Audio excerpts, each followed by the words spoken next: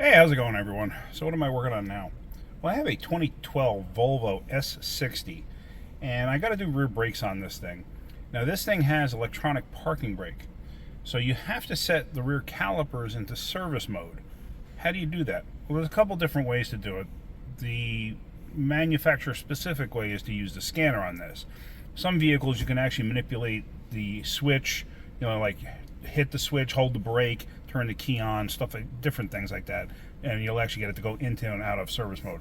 But on Volvo, you're supposed to use the scanner. But there's a couple other ways around it, and I'll explain it. I'm not going to do it on this car. I'm going to use the scanner. But anyway, so I got the scanner hooked up now, and let's do that.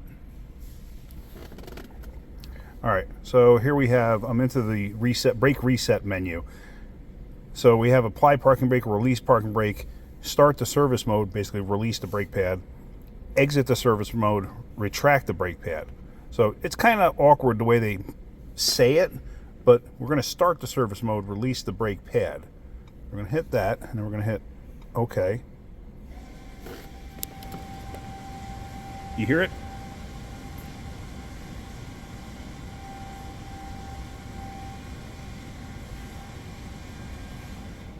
Okay. What happened was that retracted the piston and everything else inside the caliper, or it may not have retracted the piston, depends on the style, but it'll retract the parking brake portion of it. I'll explain other ways of doing it when I have it apart. So, okay, now that this is done, let's go out there and let's go ahead and do the actual brakes. Got to turn the vehicle off so I don't kill the battery, because I have it in the run position. It's already showing low battery, so what I'm going to probably do is, while it's on the lift, I'm going to hook up a battery charger, so this way I can amp up the voltage in the battery. So let me just, operations are complete, so we're going to hit OK. So now we're just going to leave this thing sitting inside here, but we're going to turn the car itself off. You got to hit it twice, and I left it in neutral so this way I can roll it and set up the lift. So let's get a battery charger hooked up to this and do what we got to do. So with the vehicle up in the air and the wheel off, we're going to be changing, like I said, rear pads and rotors on this thing. Now, what I was talking about, there's several different ways of doing it. These electric parking brakes usually are only 2 pins. So you'd have kind of like a window motor where you have 2 pins to actually operate the motor. There could be several more pins in there. I'm not sure what this has. I'm not about to open this up or even take this apart to find out. But on some of them, if they're 2 pin, what you can do is run a power and ground like a power probe. If you go one way, it'll put the parking brake on. If you go the other way, it'll retract it. Once you are retracting it, you just keep going. The other way to do it is you unbolt this assembly from here, and then there's another one over on the other side. And on the inside would be like a screw, like the screw-in type calipers. And what you do is you screw them in clockwise until it goes all the way in. Once it goes all the way in, then you're golden. You can bolt the thing back up. But now what we're going to do is we're going to unbolt the caliper, and that should press straight in. You shouldn't have to turn it. I can't recall what vehicle it was that I had that I did have to turn it. I don't think it's this one though. So let me unbolt this and let's go from there. All right. So simple enough. It's a 13. And the inside here is actually turning. So I'm going to have to hold that with another wrench.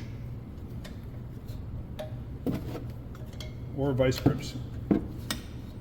Because a lot of times the distance in here, it's way too thin to actually get a open-end wrench in there. Let me see what I can find. Hang on. All right, so I have this wrench. It's been in my toolbox for a while. The jaw is actually spread open because I had ground this down a long time ago and made it thinner.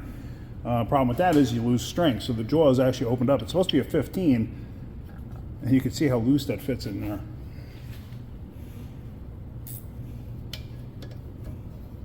I got to find out who warranties gear wrench, because I actually broke one of my gear wrenches.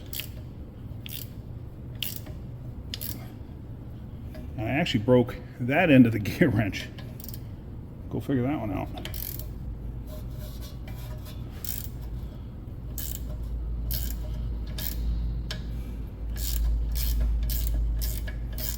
It's got some heavy duty Loctite on it or something, or it's corroded. Yeah, Loctite.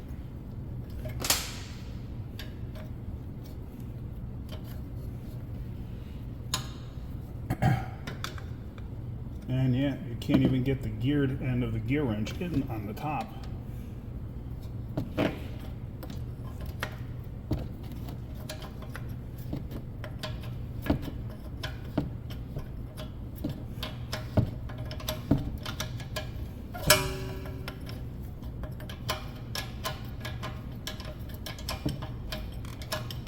The reason you can't get the geared end in is because it's too close to the actual motor itself. The motor pack there that operates the parking brake.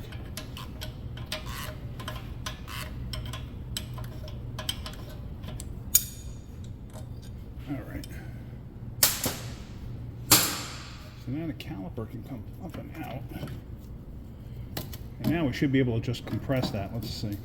Whenever you got it out, make sure your pins are free. They are. And here you can see the actual pads. There is nothing left to them. In fact, the inside one is pretty darn close to grinding. It's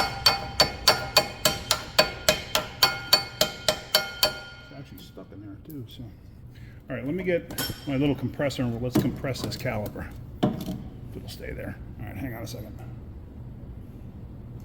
All right, before I compress that, here is my 8mm gear wrench. And on this end, you see that I actually broke it. How did I break that? Well, I was trying to get a fill plug out. Remember what I said about take the fill out first? I was trying to take the fill plug out on a transmission, and it was at a weird angle, so I put an Allen key in there and used the wrench on the Allen key, and I actually broke the wrench because the fill plug was so darn tight. I eventually got it, but it just goes to show, always pull the fill plug out first. Anyway, back to this. All right, so what we're going to do is we're going to compress this. It should compress it. Like I said, I shouldn't have to turn it. Oops, hold on a second. Let me track this down.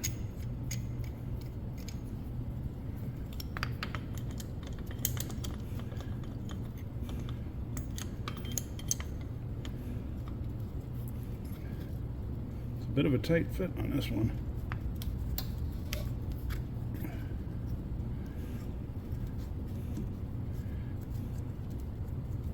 Okay. And yeah. So it's screwing in fine.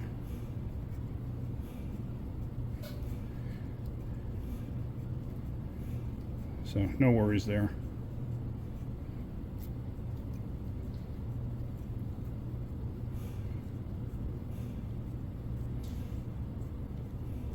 And there it stopped, so now I stop. And it should hopefully just be the rubber booty that came back with it. Sometimes the rubber booty will inflate with air, and then what I did is I just kind of pulled it away from the piston itself. So now that's all compressed. That can just sit to the side. Let's take the bracket off.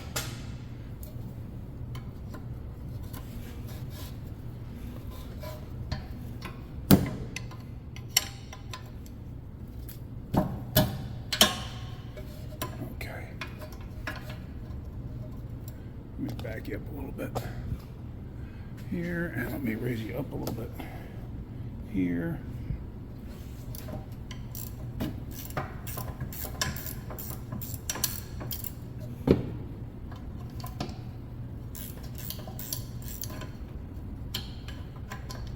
That broken gear wrench that I have, that's the first time I've ever done that, broken a gear wrench in that manner. I've broken them the other way. I've broken the geared part in the past because I used to, try breaking bolts free and stuff like that. And that's why I always tell you don't do that, because you shorten the life of them.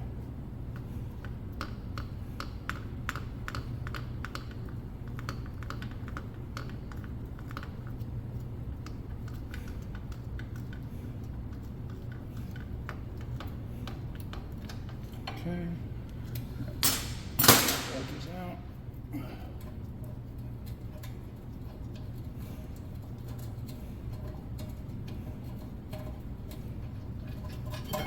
All right, that's out. Now that pad that should move freely. And it's not moving freely. That's a little too much effort. That's rust in there that's holding that thing seized in place. So we're gonna have to clean this up. But now, let's actually get that rotor off of there. There should be a Torx holding that set screw in place.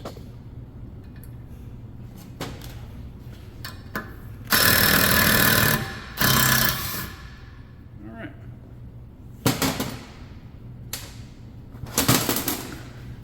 Get out.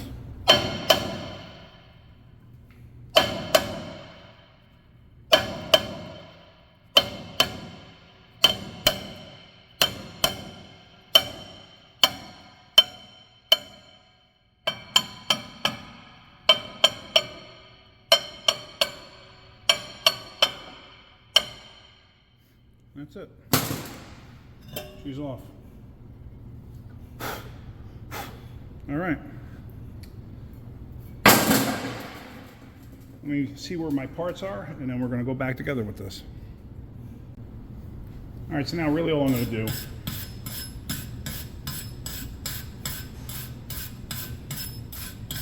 is wire brush this. And a lot of times I don't even bother with this. I just blow it off, just make sure everything's good. But this looked like a little more crusty than normal. Then, on your caliper bridge here, what I usually do is right inside here, just clean it up, make it nice. A lot of times the pads will come with new clips, and I've mentioned this before. If I can avoid using new clips, I do. I'll explain that in a second. Try not to breathe in this stuff.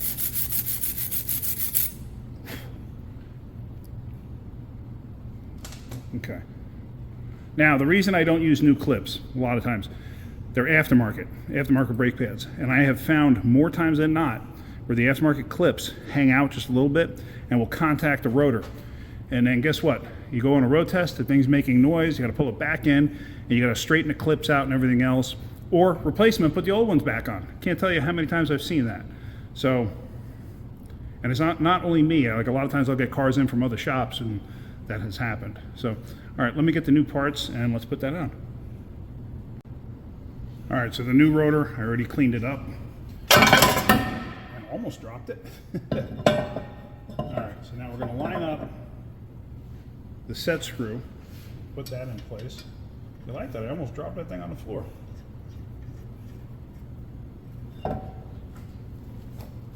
I use brake clean on a rag, and I wipe down both sides of the rotor.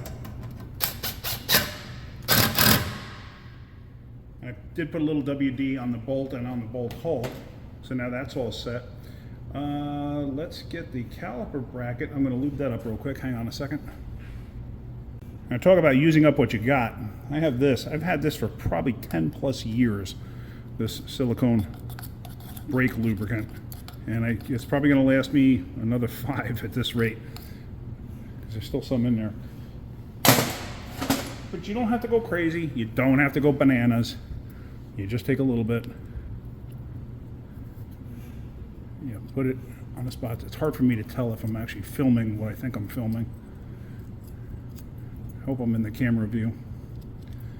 I put a little bit in there. This way it just acts as lubrication for the pads themselves. And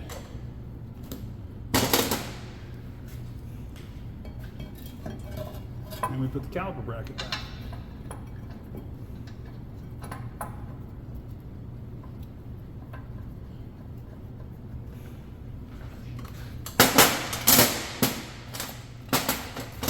Looks like I seem to have lost the other bolt, but I found it.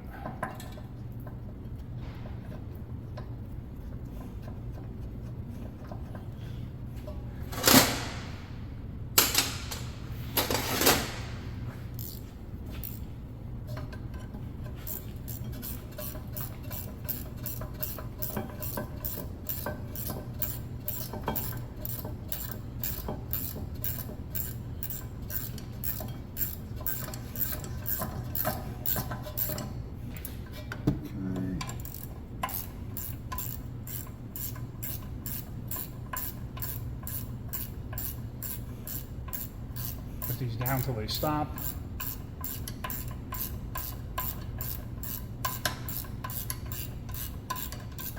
Okay, they stopped. Now we use the other end. It's not the gear wrenched end, or not the geared end. And now we tighten them up. Okay, good and tight.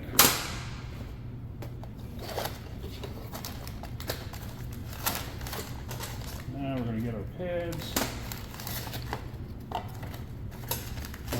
What I'm doing that you can't see is I'm actually opening up all the pads because I want to make sure they're all the same, or figure out which one has to go where. Some of these will have a pin in the pad, like down here, and you have to be mindful because that pin will fit into the receiver groove on the caliper here. See, it's got those 3 little pin points here. I think you can see what I'm talking about. Anyway, you just got to make sure that if it does have that, that you line up the piston. That piston can rotate, but just make sure you line everything up. So pad, went in nicey nice. All right, so that's good. Hang on one second. All right, so now we're going to put these bolts back in.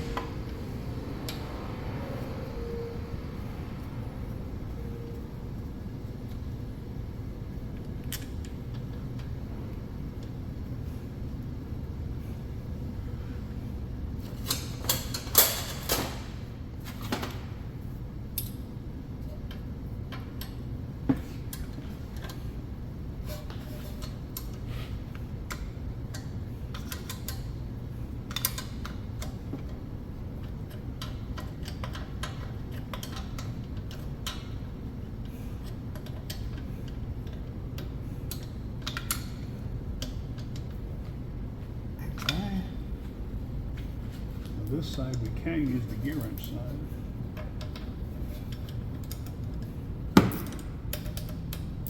Hopefully you can see what I'm doing. And in case any of you are wondering, yes, I do have a battery charger hooked up to it under the hood right now while I'm working. All right, that's it, all good. So now I'm gonna go ahead and do the other side. And while I'm doing that, I'm not gonna film it because it's exactly the same as doing this. And then we'll put the wheels back on this and we're gonna let it down and then we're gonna take it out of service mode. So let me finish this up so we can get this car done. Okay, so we're back in the Volvo now. I say okay an awful lot, you notice that? Okay, anyway, back in the Volvo, and the low battery power save mode is still on. I just took the battery charger off. It's been charging the whole time. Whatever. But anyway, when you get inside, what you wanna do is pump the brakes.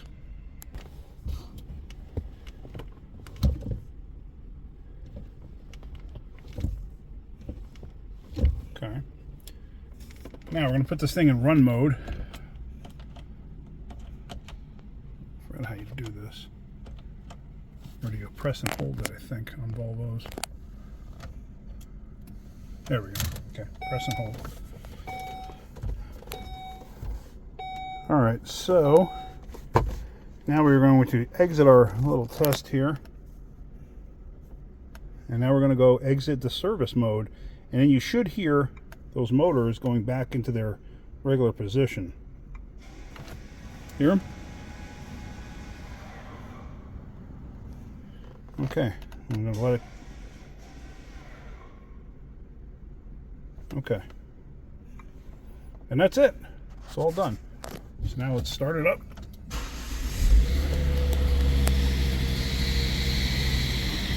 Parking brake light is on. That should shut off. Yeah, there we go. Because it sets the parking brake and you just have to release it. So, all in all, pretty simple. It's not that difficult. And like I said, if you don't have a scanner, yes, you can do it. You have to unbolt the module or the motor itself, pull it out of the way, and then you could turn in that piston that's there. Or if it's a two-wire, that means you have a positive and negative. Positive, negative one way makes the motor go out. Positive, negative the other way makes the motor go in. But I would only do it with the caliper attached, so this way, in case you go the wrong way, it compresses it and you already have the rotor and everything else in place, so you don't run the risk of blowing the piston out. So, and then this way, you know, if you do tighten it or you do hit it and it tightens it, just go the other way and let it retract fully. That's all. Then when you're going back together, put everything back together, operate the brake all the way out, and then operate the parking brake afterwards. So, all right, that's pretty much it. If you're getting anything out of my videos, hit that like button. If you could, please subscribe. All right, guys, have a great day. Keep wrenching.